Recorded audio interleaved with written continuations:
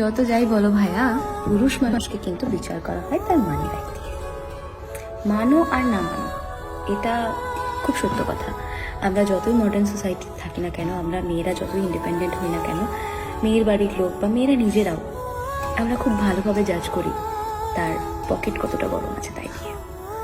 ধরো money bag অসুস্থ থাকলে তার সালিশ বিপক্ষে চলে যায়, তার প্রেম জীবন থেকে সরে যায়, সত্য জিনিস মিথ্যা হয়ে যায়, তামাম দুনিয়ার সব কিছু বিপরীতে হাঁটে। সত্যি না?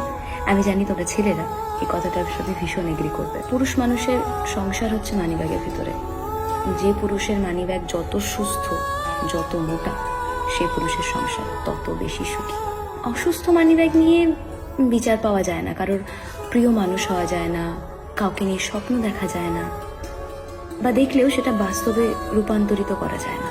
মানিব্যাগ অসুস্থ থাকা অবস্থায় না, অনেক চেনা রাস্তায় অনেক চেনা মানুষ তোমার কাছে অচেনা হয়ে যাবে।